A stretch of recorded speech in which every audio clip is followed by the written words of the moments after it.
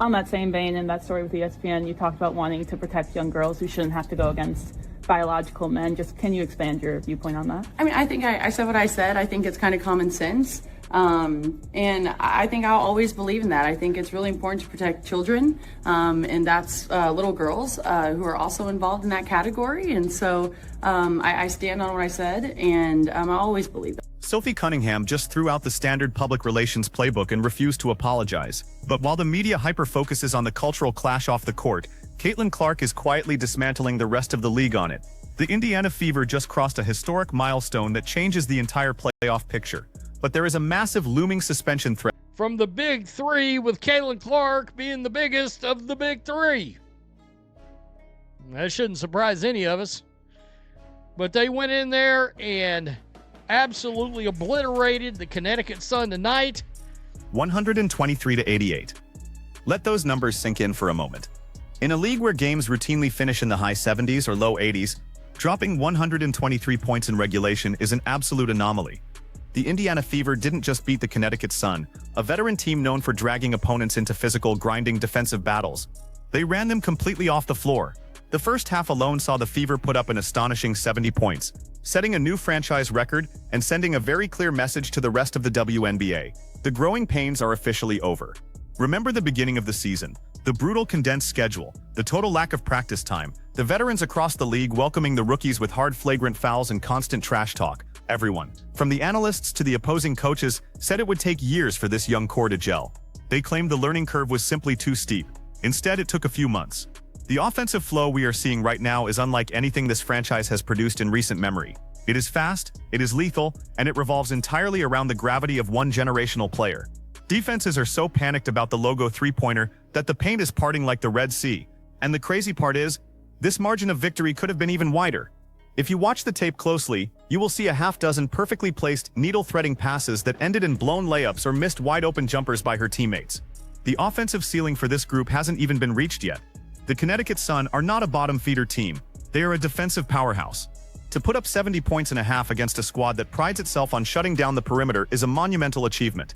It signals a complete paradigm shift in how the Fever must be scouted. So let's start with Caitlin, 27 points. 8 of 13, 5 of 9 from three-point range, 11 assists, 2 boards, 1 steal, 1 block shot. Wow, a big, big game. 27 points, 11 assists, 5 three-pointers. And she threw in a couple of boards, a steal, and a blocked shot just for good measure. This is no longer just a good rookie season. We are witnessing one of the most dominant individual stretches of basketball by any guard in the league, period. The transition from the college game to the pros is supposed to expose a player's weaknesses. The defenders are faster, the defensive schemes are infinitely more complex, the margin for error is razor thin. For the first few weeks, the critics were incredibly loud. They pointed to the turnovers, the frustrated body language, the physical toll the professional game was taking on her frame. But what we are seeing now is the adaptation phase completing itself in record time. Clark is no longer merely reacting to WNBA defenses, she is actively manipulating them. When she attacks the basket now, there is a distinct change in pace and rhythm. She is using hesitation moves, floating the ball over taller rim protectors, and drawing contact to get to the free throw line. And the passing. It is arguably better than it was during her historic run at Iowa. She is seeing defensive rotations 2 or 3 passes ahead of the actual play. But the most dangerous aspect of this development is the sheer efficiency. Shooting 8 of 13 from the floor and 5 of 9 from beyond the arc means she is taking exactly what the defense gives her and punishing them for every single mistake. She has unlocked the code of professional defensive schemes. The narrative has completely flipped from claims that she needs to adjust, to the reality that the league needs to adjust to her. Opposing coaches are throwing zone defenses, specialty coverages, and heavy traps at her, and she is dissecting them with surgical precision. But as incredible as the performance was, there is a massive storm cloud hanging over the Indiana Fever right now, and it involves a whistle. Now, right here, double technicals for Sanaya Rivers and Caitlin Clark, who exchanged words after a Connecticut foul. That's 7 technicals for Caitlin Clark. 1 more, and she will be suspended. I hope they 7 technical fouls. That is the magic number, and it is a terrifying one for the Indiana Fever front office, the coaching staff, and quite frankly, the league's television partners. Under WNBA rules, once a player hits that 7th technical foul in a single regular season, it triggers an automatic 1-game suspension. And following a heated exchange during this Connecticut game, Caitlin Clark was handed her 7th. Now, there is always the possibility that the league office reviews the tape and rescinds the call. We have seen it happen before when emotions run high, and officials admit to overreacting in the moment. But the fact that she is walking this tightrope is a massive storyline that threatens to disrupt their entire momentum. Why is she accumulating so many techs? It is a complex combination of immense competitive fire, constant physical targeting from opponents, and a level of frustration with officiating that has been building since opening night. Every single game, Clark takes elbows, bumps, and grabs off the ball that frequently go uncalled by the referees. When she reacts, or when she finally has enough and says something to an official or an opposing player, the whistle blows. It is a double standard that many fans and analysts have been pointing out all season long. But regardless of whether the calls are fair or biased, the reality is stark and immediate. If this technical stands and she picks up one more, she sits. In an incredibly tight playoff race where every single game matters for seeding, losing your floor general and primary offensive engine for a crucial matchup could be absolutely devastating. Furthermore, it forces her to play the rest of the season with one hand tied behind her back emotionally. She can't argue a bad call, she can't react to a hard foul, she essentially has to become a robot on the court. For a player whose entire game is built on passion, rhythm, and emotion, that is a dangerous constraint to place on her just as the postseason approaches. The league has a vested interest in keeping its biggest star on the floor, but the officials on the court are calling the game by the book, leading to a massive conflict of interest between league promotion and on-court discipline. Caitlin Clark, big-time double-double. And before the game, Sophie Cunningham was asked about her comments that she made where she stood up for women's sports, keeping biological men and boys out of girls' locker rooms, women's locker rooms, and she was asked about it. And Sophie Cunningham did not back down at all. While Clark is battling the officials on the court, another intense battle is being waged in the press conferences. Let's pivot back to Sophie Cunningham. In today's highly polarized sports landscape, athletes are constantly under a microscope. Every podcast appearance, every post-game comment, every social media interaction is heavily scrutinized by fans, media outlets, and league executives. When Cunningham made her initial comments regarding biological men and women's locker rooms, the expectation from the traditional sports media apparatus was that a public relations cleanup operation was imminent. That is the standard, time-tested playbook in modern sports. An athlete says something that steps out of the approved bounds of the mainstream narrative, the backlash begins on social media, the hit pieces are written, and within 48 hours, a carefully crafted apology or a clarification is issued. It is a cycle we have seen play out hundreds of times across professional sports. The public relations firms step in, sanitize the situation, protect the endorsements, and keep the peace. But Cunningham completely rejected the playbook.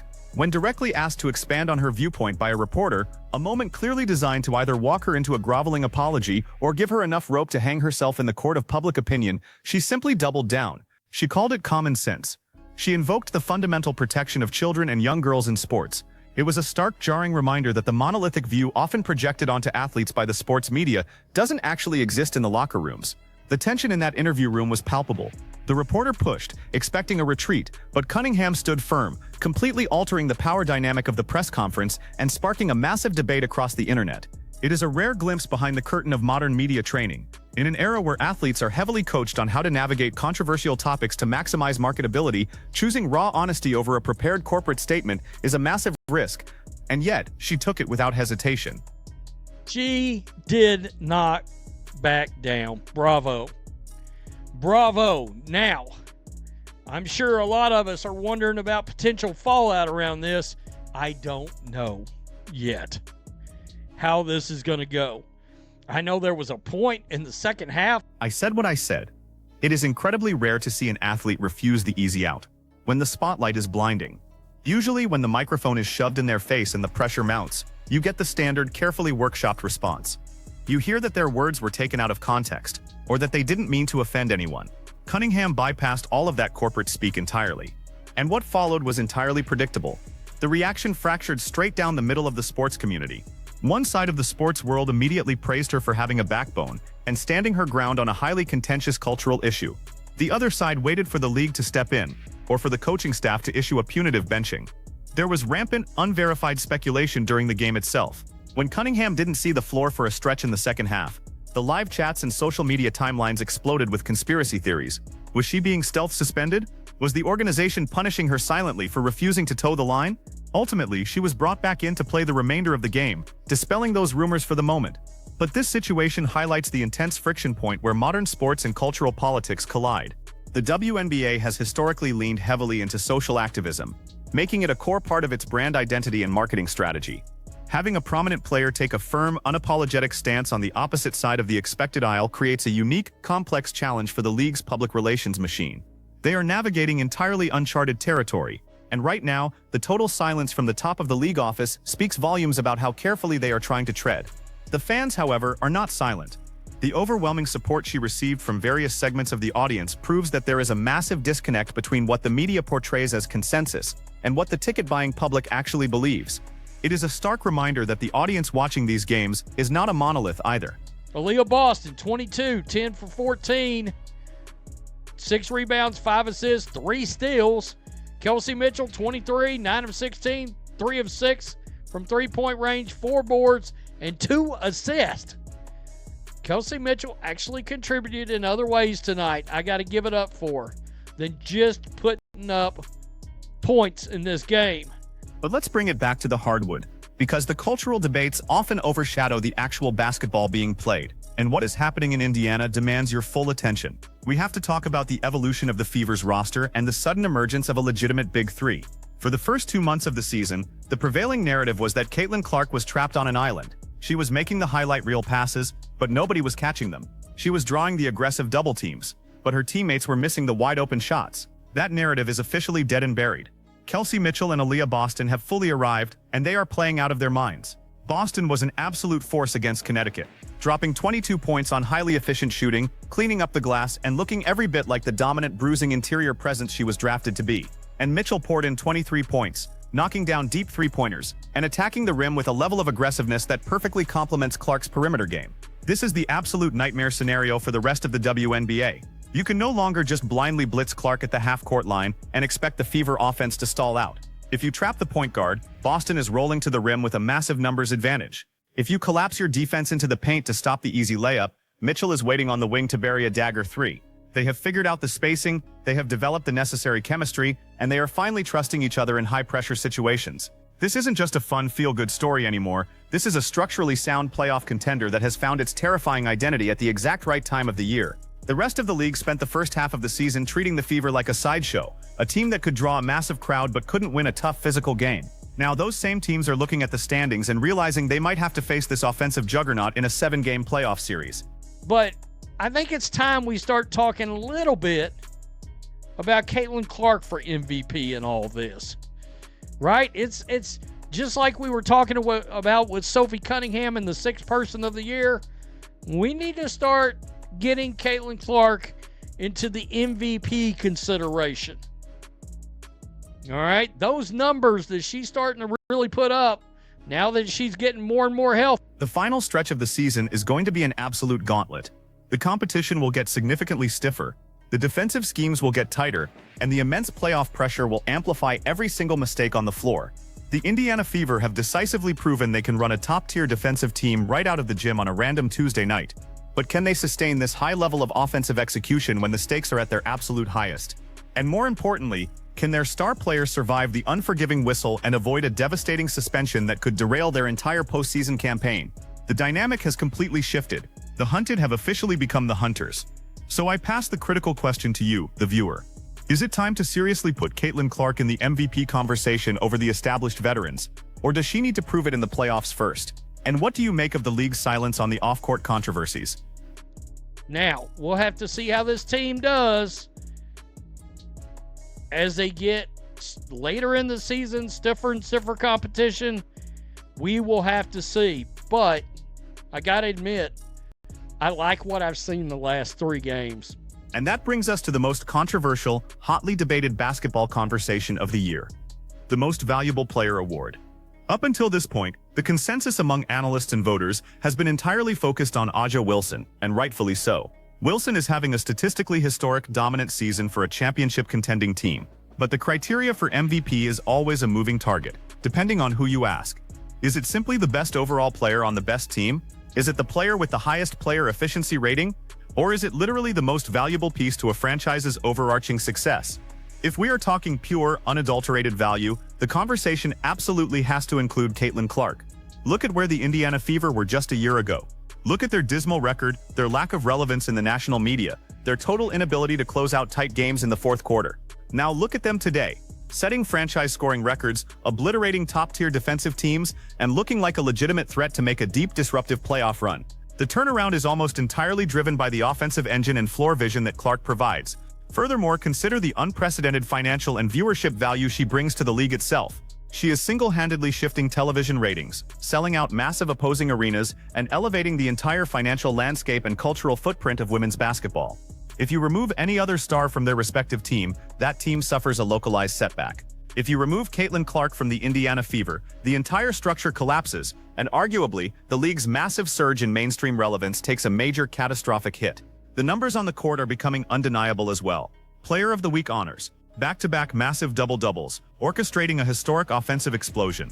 As she gets fully healthy and fully acclimated to the exhausting speed of the professional game, her statistical output is starting to mirror the very best veteran players in the world. The traditionalists will argue that a rookie cannot be the MVP, that she needs to put in years of grinding before she earns that hardware. But the eye test and the box scores are telling a completely different story.